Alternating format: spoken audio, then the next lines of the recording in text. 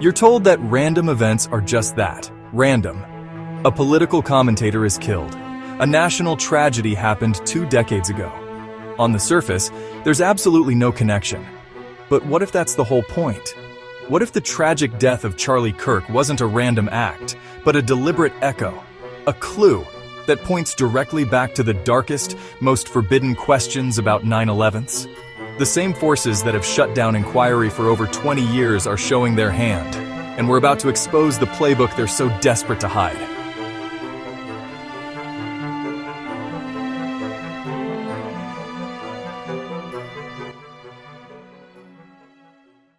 On September 10, 2025, Charlie Kirk was shot and killed while speaking at Utah Valley University. Within 48 hours, a suspect was arrested, and the public was told it was the work of a lone wolf.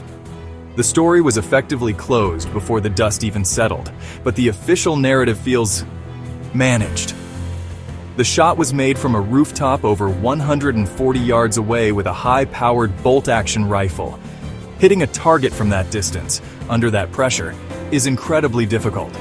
Yet we've been given zero evidence that the alleged shooter, a former student, had any advanced marksmanship training. And the media? Instead of digging into how this was possible, the silence is deafening. Instead of a deep investigation, we get a simple story. Does that sound familiar? They give you a villain, close the case in the court of public opinion, and brand anyone who asks for more detail a conspiracy theorist. This isn't just a strategy, it's a playbook.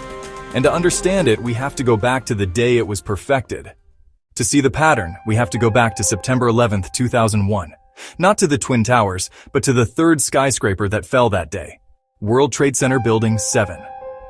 WTC 7 was a 47-story, steel-framed tower that was never hit by a plane. Yet, at 5:20 in the evening, it collapsed. It fell perfectly, almost neatly into its own footprint in less than 7 seconds.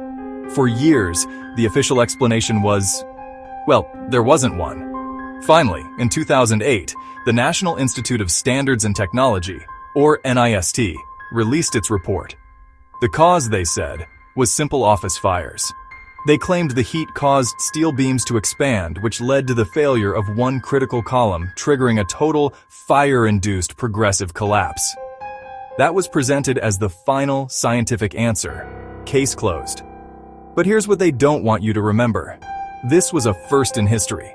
No steel-framed skyscraper, before or since 9/11s, has ever been officially ruled to have collapsed just from fire.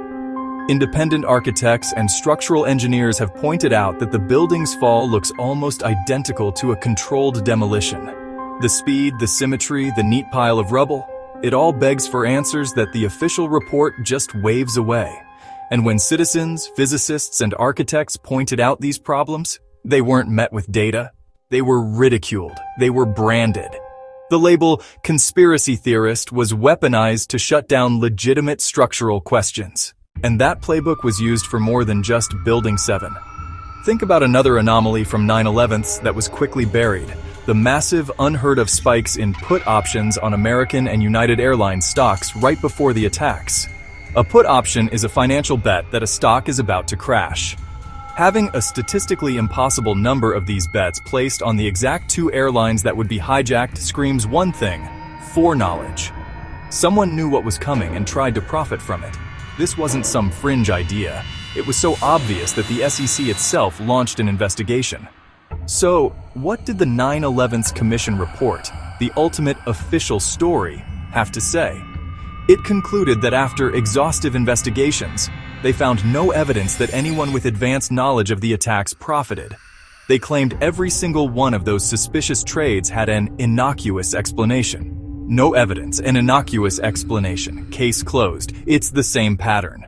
A deeply disturbing fact that points to a much darker reality is just neutralized with a simple, authoritative statement.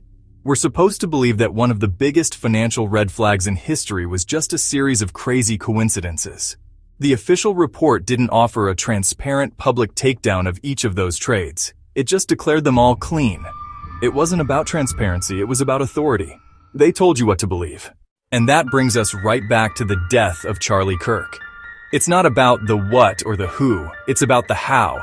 The methodology is identical. It's a blueprint for controlling the public. Step 1.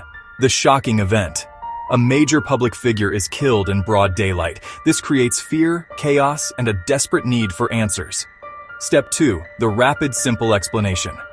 Within days, the story is set. A suspect is in custody, name unreleased, but the motive is already decided. Political hatred, lone gunman. All the loose ends are tied up before you even knew they were loose. Step 3. Dismiss the anomalies. The incredible difficulty of the shot, the suspect's lack of any known training, the speed of the investigation, all these messy questions are just ignored. They don't fit the simple story, so they're treated like they don't exist. Step 4. Marginalize the questioners. Just wait. Soon, anyone who points out these inconsistencies will be labeled. They'll be called ghouls, conspiracy nuts, or opportunists trying to politicize a tragedy. The real connection between Charlie Kirk's death and 9/11's isn't a secret group of people. It's a shared method. It's a playbook for narrative control, used by the powerful to manage what we think and what we're allowed to question. They know that if they can control the story, they can control the people. They can literally define reality. What they're hiding isn't a memo or a secret code. They're hiding the playbook itself. They don't want you to see the template.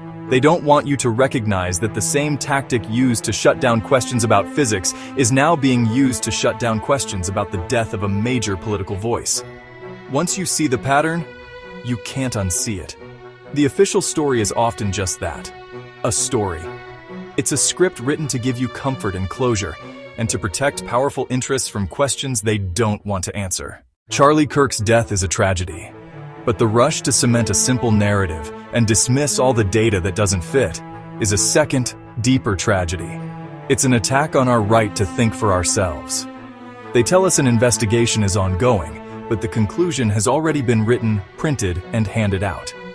Now that you see the connection, the playbook, you have to ask, why this? Why now? What larger truth is the lone wolf story being used to cover up? What are they so afraid of people discovering that they have to shut down questions with such ferocious speed? They don't fear the answers. They fear the questions. They fear a public that has learned to recognize the template. They fear you.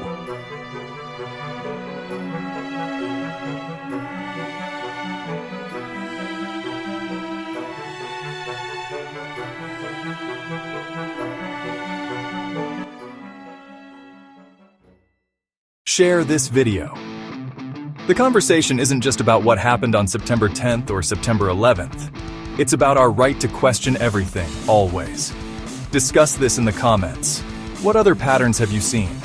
It's time to show them we're watching, and we won't be silenced.